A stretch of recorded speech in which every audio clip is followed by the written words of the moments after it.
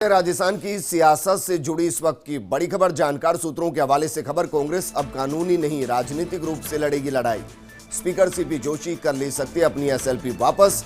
Speaker Joshi ने supreme court में दायर की थी एसएलपी, अब वो इसको वापस ले सकते हैं। इस वक्त की बड़ी खबर हम आपको बता रहे हैं कि अब कांग्रेस इस पूरे घटनाक्रम में कानूनी तौर पर अपने पांव पीछे खींच सकती है और राजनीतिक तौर पर 4 कदम आगे बढ़ाने की तैयारी है। राजस्थान की सियासत से जुड़ी इस वक्त की बड़ी खबर हम आपको बता रहे हैं। जानकार सूत्रों के हवाले से जो खबर मिल रही है उसके मुताबिक कांग्रेस अब कानूनी नहीं राजनीतिक रूप से लड़ाई लड़ेगी और स्पीकर सीपी जोशी कल अपनी एसएलपी वापस ले सकते हैं, यानी कि जो उन्होंने एसएलपी लगाई थी अब उसको वापस ले सकते हैं।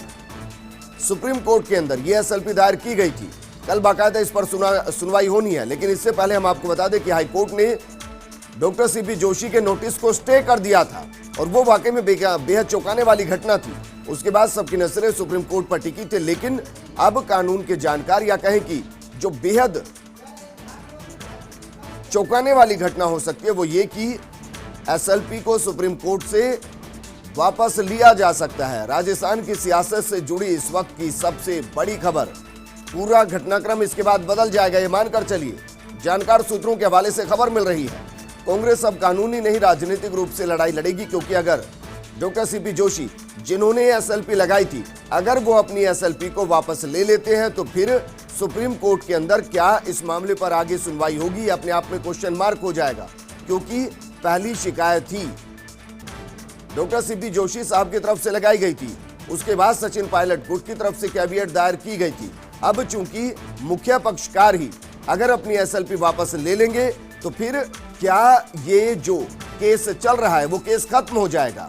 ऐसे में सवाल यह है कि क्या अब इस पूरी लड़ाई को राजनीतिक तौर पर लड़ने की तैयारी की जा रही है। क्या सरकार को ये लग रहा है कि बाकायदा अगर इसको कानूनी दांवपेचों में फंसाया गया तो लड़ाई लंबी हो जाएगी। मेरे सहयोगी निजाम कंटालिया मेरे साथ जुड़ चुके। निजाम, अगर ऐसा होता है तो इसके पीछे का कारण क्या ये माना जाए कि अब कांग्रेस और अन्य को लग रहा है कि अगर कोर्ट का रुख किया गया तो फिर ये लड़ाई बहुत लंबी होगी, ज्यादा बेहतर है कि इसको राजनीतिक तौर पर सुलझा दिया जाए? देखिए, इस मामले में कहा जाए तो जो हमारे कह सकते हैं इसमें सूत्र बताते हैं और उसके साथ ही जो दोनों ही पार्टियों की लीगल टीम है, हम लगातार लीगल टीम से जुड़े हुए हैं। अब जो बड़ा अपडेट यही है विजेंदर की जो कांग्रेस है वो पिछले जो घटनाक्रम चला है 15 तारीख से लेकर अब तक, चाहे कोर्ट का, हाई कोर्ट का हो, चाहे सुप्रीम कोर्ट का हो, तो उसे ये चीज जो लीगल टीम है उसका ये मानना है कि अब जो है कानूनी लड़ाई से ज्यादा बेहतर होगा कि हम राजनीतिक रूप से जमीनी स्तर पर लड़े। तो इसी वजह से एक बड़ा बदलाव जो है कांग्रेस अपने स्ट्रेटेजी में करने जा रही है। ये कह सकते हैं कि जो उसकी रणनीति है उस रणनीति में एक बड़ा बदलाव करने की जो प्लानिंग चल रही है हमारे सामने आज ही बात आई है। कुछ देर पहले हम लोगों को सोर्स से पता चला है कि विधानसभा जो अध्यक्ष है वो अपनी याचिका जो सुप्रीम कोर्ट में दायर की है वो विड्रॉ कर सकते हैं।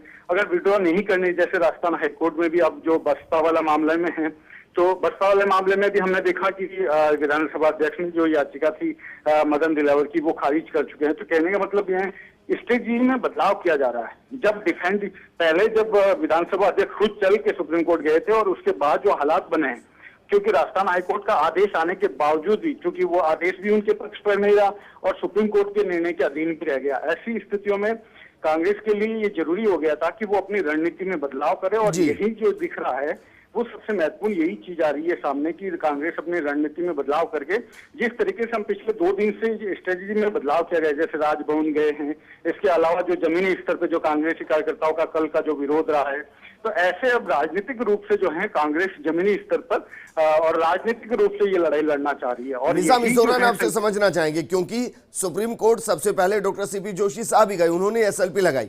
अगर वो अपनी एसएलपी को ही वापस ले लेते हैं तो क्या ये माना जाए कि पूरा केस विड्रॉ हो जाएगा?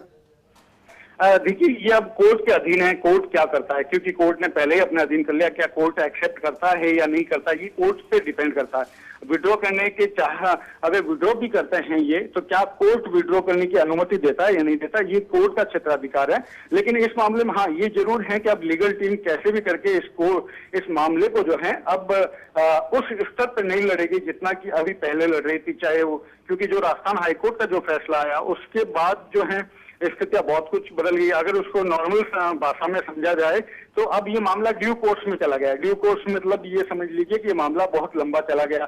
केंद्र सरकार की ओर से राजस्थान हाईकोर्ट में जवाब दिया जाएगा, फिर उसका वापस प्रत्युत्तर दिया जाएगा, रिजॉइंडर का वापस जो है रिजॉइंडर दिया जा सकता है। तो ये एक लंबी प्रक्रिया होगी।